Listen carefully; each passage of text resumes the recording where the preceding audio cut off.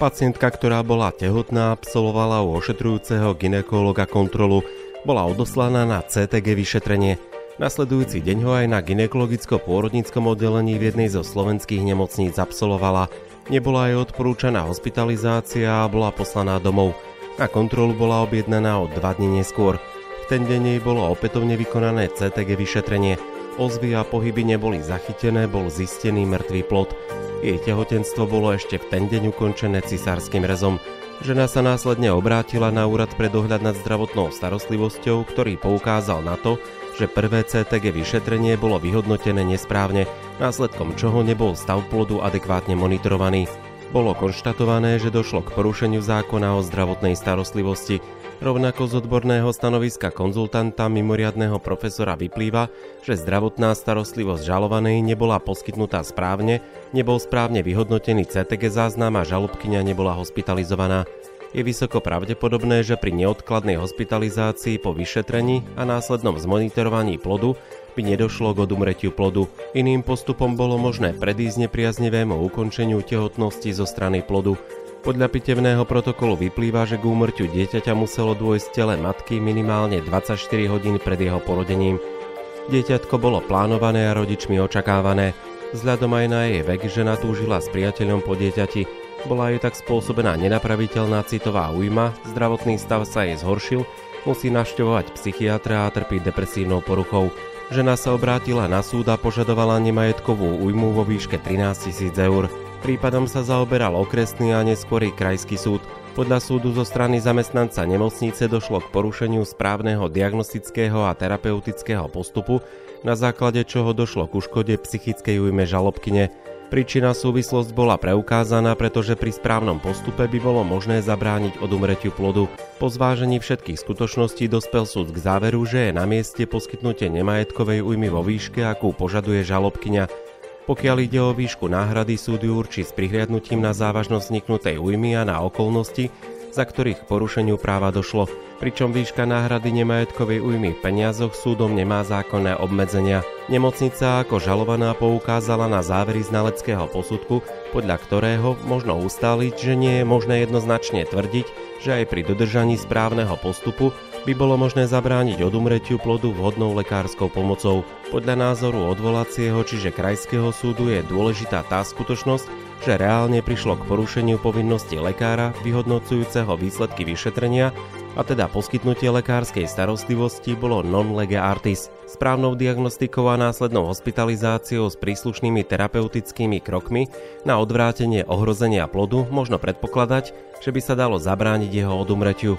Súd prvého stupňa vychádzal z riadne zisteného skutkového stavu, z ktorého vyplýva, že žalobkyni nebola správne poskytnutá zdravotná starostlivosť a toto konanie bolo správne vyhodnotené ako protiprávne, v dôsledku čoho vznikla žalobkyni reálna újma na jej osobnostných právach. Tvrdenia žalovaného, že by dieťa v dôsledku vrodenej poruchy metabolického systému zrejme neskôr zomrelo, považuje odvolací súd za irelevantné. Žalobkyni nebola poskytnutá dostatočná zdravotná starostlivosť a teda prišlo k pochybeniu konajúceho lekára. Odvolací súd zároveň uviedol, že k najčastejším prípadom postupu non lege artis dochádza najmä pre chyby v diagnostike a chyby v terapii.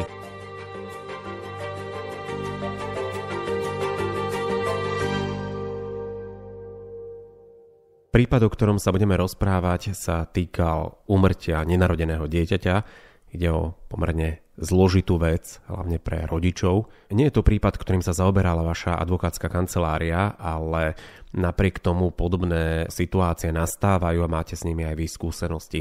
Skúsme si na úvod povedať v krátkosti, o čo išlo. Áno, jak si to povedal, my máme s tým naozaj skúsenosti v tom, že teraz máme rozbehnuté asi 4 prípady, ktoré sú úplne identické. Všetky dopadli zle, samozrejme, buď to dieťa sa nenarodilo živé, alebo teda sa narodilo živé, ale výrazne poškodené. A všetko sa to týkalo CTG záznamu, alebo zlého vyhodnotenia CTG záznamu. A takto to bolo vlastne aj v tomto prípade, ktorý sa udial vlastne v Komárne. Skúsim len v krátkosti. Partneri čakali dieťa, pripravovali sa na ňo, všetko bolo v podstate v poriadku, nevykazovala mamička žiadne nejaké problematické závažné veci. pravidelne chodila na kontroly k svojmu gynekologovi. No a v podstate pred pôrodom ju gynekolog jej poslal ešte na vyšetrenie do nemocnice pre istotu, na interné a najmä na CTG záznam. No a tu v podstate nastáva problém, že CTG záznam je vyhotovený a mamičke je povedané, že všetko je v poriadku, nech ide domov a nech sa dostaví potom 27. augusta. Teda to vyšetrenie bolo 20, o 2 dní mala prísť znovu. No a mamička prichádza 27. augusta, ale žiadne pohyby, ozvy už nie sú, rýchlo je operovaná a v podstate je zistené, že teda plod je mŕtvý a nasleduje ťažké obdobie pre mamičku. Zdieľajte naše podcasty so svojimi priateľmi. Počúvať ich môžete na platformách Spotify, Podbean, Apple Podcast a YouTube kanály Mediprávnik. Takou zásadnou chybou bolo, že ten CTG záznam nebol správne vyhodnotený. Ako je to možné? No to som sám advokát, takže neviem to úplne, ja nevyhodnocujem tie CTG záznamy, ale je vidno, že tých prípadov nie je málo. Tých prípadov je paradoxne veľa, ale sám už viem a zastupujem viacerých lekárov aj v takýchto prípadoch, kedy naozaj sú tu nejaké také, že hraničné a popri tom celom to je ako s právnikmi, ktorí každý má na to trošku iný názor, tak aj lekári, ale v niektorých prípadoch naozaj došlo až také, by som povedal, že fatálnym pochybeniam. No a to je dosť ako častý aj dôvod úmrtia detí, práve takéto pochybenie. Žalobkyňa sa obrátila na súd, najprv na okresný súd a prípad sa dostal aj na krajský. Požadovala nemajetkovú újmu vo výške 13 000 eur. Ako rozhodli jednotlivé súdy? Áno, ona sa obratila, tomu ešte predchádzalo konanie pred UDZS, ale v krátkosti poviem, bola úspešná na okresnom súde, bola úspešná na krajskom súde, ktorí vlastne potvrdili tú sumu, ktorú ona žalovala to sama, druh nie, a išlo sumu 13 000 eur, čo je na to obdobie možno, kedy to bolo malá suma, dneska sa vám dokážu aj priznať súdy aj okolo 25-30 tisíc za takéto úmrtie plodu, ale v podstate na to, aby mohla ísť na ten súd, to nebolo tak, že si niečo povedala a podala žalobu. Nie je možné ísť na súd bez nejakých dôkazov, bez nejakého presvedčenia, takže najprv bojovala na inom fronte a podala podnet na úrad pre dohľad nad zdravotnou starostlivosťou, ktorý jej vlastne potvrdil to, že tam bolo pochybenie. Konzultantom bol v tomto prípade, meno neviem, ale bol to profesor, ktorý povedal, že je veľmi pravdepodobné, že pokiaľ by postupovali správne, tak by to dieťa bolo možné vlastne zachrániť. A s tým, že samozrejme našiel to pochybenie, že to CTG záznam nebol vlastne vyhodnotený správne. A čo je zaujímavé, že aj vlastne nemocnica potvrdila to, že áno, ten CTG záznam nebol dobrý, že mal byť lepšie vyhodnotený. Ale zároveň nemocnica argumentovala tým, že dieťa malo nejakú vadu na srdci a že aj keby sa akože narodilo, tak neskôr by zomrelo a tak ďalej, ale tam bola polemika o tom, že to dieťa mu bola vykonaná na ňom pitva až o niekoľko dní, čiže... Áno, ono je, ani ten prípad by možno nebol tak zaujímavý, ako to, že naozaj tam, a čo sme sa aj my stretli v praxi, že tých príčin môže byť niekoľko. A to vôbec nie je také úplne čisté, jasné pre všetkých, ktorí si myslia, že nájde sa nejaké pochybenie, lebo to pochybenie, ktoré vám nájde úrad pre dohľad nad zdravotnou starostlivosťou, ešte neznamená, že toto je aj to, čo vyvolalo tú príčinu smrti. No a aby to nebolo tak jednoduché, tak aj v tomto prípade to sa tam trošku skomplikovalo to, že v rámci pitvy sa vyslovilo podozrenie na diagnózu glykogénoza, to je nejaká diagnóza metabolická, problematická. A zároveň sa zistilo aj, že to dieťa, alebo ten plod mal zväčšené, keď hovorím dieťa plod, tak používam rovnaké plus minus pojmy, tak malo problém, že malo zväčšené srdce. Ale pitva povedala, že nie je možné určiť prečo. A to samozrejme dáva aj krídla potom nemocnici, aby hľadala alebo poukazovala na iné príčiny, ktoré mohli spôsobiť smrť dieťaťa. Preto máme teda pitvu, máme úrad pre dohľad, ale samozrejme na to, aby sa to aj preukázalo, potrebujeme aj znalecký posudok, takže boli robené 2 znalecké posudky, ktoré obidva povedali, že pochybenie bolo a zároveň však povedali, že bolo aj vysoko pravdepodobne, hovorím prečo vysoko pravdepodobne, niekto dneska, alebo nie je možné medicíne povedať, alebo to aj je možné, alebo väčšine prípadov nie je možné plne povedať 100% príčinou súvislosťou, ale že to dieťa by sa narodilo živé, ale zároveň povedali naozaj to, že tam bolo to zväčšenie srdiečka, ale nebolo jasné prečo, lebo pitva toho dieťaťa bola až o 5 dní, čo podľa súdnych lekárov je už problematické pre určenie, môže ako keby tú pitvu, tie závery sú limitované. A na to vlastne poukazoval aj krajský súd, pretože nemocnica bránila v tom, že pitva povedala jasné, došlo k zlyhaniu srdca a malo dieťa zväčšené srdce. A nie je úplne jasné, či to zväčšené srdce nemalo už predtým, čo by sa teda vyviňovalo to, že následkom toho zväčšeného srdca, ktoré už malo predtým, to dieťatko zomrelo, alebo až potom. A zároveň aj tá diagnóza glykogenóza, tak tá spôsobuje to, že väčšina tých narodených detí zomiera behom pár mesiacov. Takže povedali, že aj to je dôvod, prečo nie je možné tu hovoriť, že prečo by sa mala priznávať vlastne náhrada nemajetkovej újmy.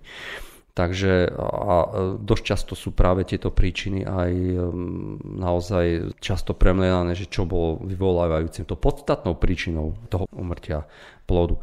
No, pokiaľ ide o súd, ten aj krajský skonštatoval, že tieto diagnózy, toto zväčšenie srdca vzhľadom na tú limitáciu, keďže to bolo 5 dní, ale zároveň ešte jedna vec tam bola, že to dieťa, bol tam problém to, že tých vnútorných orgánov malo už viac tzv. Natrávenia, čo znamenalo, že je tam už pokročilý stupeň tzv. Posmrtného natrávenia, čo znamenalo to, že to dieťa bolo mŕtve vo vnútri matky a minimálne 1 deň. Hej. Takže potom to limitovali samozrejme tie výsledky, ale potom aj tie diagnózy, na ktoré sa odvolávala nemocnica, vykazovali známky toho, že nie je istota, že to bolo to, čo bolo zistené pitvou úplne, a samozrejme aj to zmenšovalo potom vplyv na tú podstatnú príčinu. A tým aj argumentoval ten žalovaný, ktorý poukazoval na to, že nebola preukázaná príčina súvislosť medzi porušením jeho právnej povinnosti a vzniknutou škodou. Presne tak. Áno, ale oni tie súdy, sa to postupne zlepšuje, aj začínajú tomu sudcovia a prax trošku viac rozumieť a vedia, že nie je možné na všetko prihľadať úplne s totálnou istotou a musia si tí sudcovia vybrať v tomto prípade, lebo tá už lepšie podmienky alebo niečo viac sa v tomto prípade nedá úplne preukázať a oni sa musia rozhodnúť tak, aby to bolo nejakým spôsobom spravodlivé a rozhodnú sa preto, čo je viac pravdepodobné. Máte pre nás tému podcastu, ktorej by sme sa mali venovať? Napíšte nám ju na adresu podcast@mediprávnik.sk. Krajský súd ako odvolací súd zároveň skonštatoval, že najčastejším prípadom postupu non lege artis dochádza najmä pre chyby v diagnostike a chyby v terapii. Také odporúčanie z tvojej strany, dá sa tomu nejak predchádzať? To je asi len taký ten výsledok toho stavu v zdravotníctve, lebo aj tí moji klienti slúžia a neatestovaní, slúžia po večeroch, majú veľmi zlé vzťahy v rámci kolektívu, v rámci nemocnice. Sú podimenzovaní ich dostatok. To znamená, že to naozaj, paradoxne práve títo moji klienti si tak dávajú pozor, keď sa im také veci stali, že všetko zapisujú, všetko kontrolujú, robia im všelijaké vyšetrenia. Často sú vlastne lekári limitovaní v tom, že poisťovne nechcú niektoré výkony preplácať, ale keď sa niečo stane, tak sa im to vyčíta, že tí lekári to neurobili, ale zároveň majú problém, že im vyčítá nemocnica alebo vedenie, že prečo robia niektoré úkony, ktoré im bude vyhadzovať poisťovňa. Takže aj to je tam taký strach, ale odtedy Ako tieto prípady aj moji klienti mali, tak hovoria, ja už na to kašlem, ja to urobím, nech to stojí, čo to stojí, ale nech mám ja svedomie čisté. Ešte sa povenujme tej výške nemajetkovej újmy 13 000 eur. Niekto môže povedať, že je to nízka suma, niekto, že adekvátna. Zákon to nestanovuje a povedzme si ešte aj o tej žene, že aké následky to malo pre ňu aj rodinu. Zákon to nestanovuje, nedá sa to pri náhrade škody na zdraví, bolestnosť, ťažení, to sa dá učiť celkom presne podľa tabuliek, ale nahradenie majetkovej újmy má nejakú limitáciu a samozrejme človeku nikdy není dané to odškodnenie také, aké by si zaslúžil. Často sa tu stáva, ako som mal prednedávnom, že má zničené koleno dievča, ktoré športovalo a bude mať možno náhradu škody 10-15 tisíc, ale ona povedala, čo je to 15 tisíc pre mňa, čo mi to zničil celý môj športový vývoj a čo mám robiť.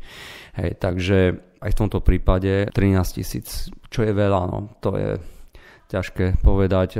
Samozrejme my v našom systéme a tom, akom žijeme v podstate v možnostiach ekonomických, samozrejme nemôžeme priznávať miliónové odškodné, pretože to by znamenalo napríklad pre mňa, alebo teda som lekár, fyzická osoba a teraz mám poskytnúť niekomu miliónové odškodné. To by nikto ani nevykonával to povolanie následne.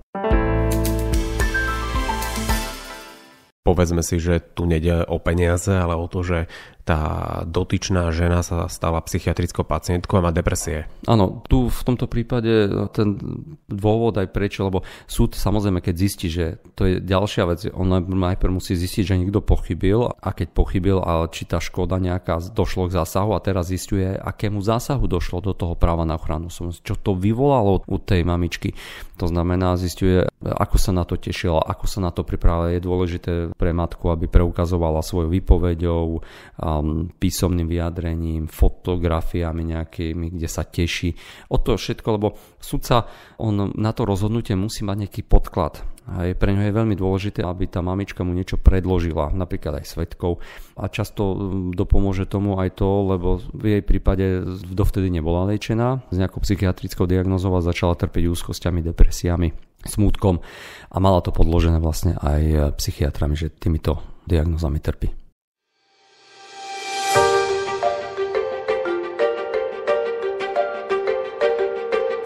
Medicínsko-právne podcasty v rámci projektu Mediprávnik nájdete na platformách Spotify, Apple Podcast, Podbean a YouTube kanály Mediprávnik. Niektorí z vás ste nás počúvali prostredníctvom aplikácie Google Podcasty. Keďže táto aplikácia nielen na Slovensku končí, chceme vás upozorniť, aby ste si vybrali niektorú z iných, nastavili odber a nenechali si ujsť ani jeden nový diel podcastov od odborníkov na medicínske právo. Sme radi, že nám prechovávate priazeň a môžeme tak pri vás stáť a poradiť vám, aby ste nielen predišli rôznym nepríjemným situáciám, ale boli tak povediac pro pacientskými lekármi. Viac informácií o podcastoch nájdete na stránke mediprávnik.sk alebo na našich sociálnych sieťach.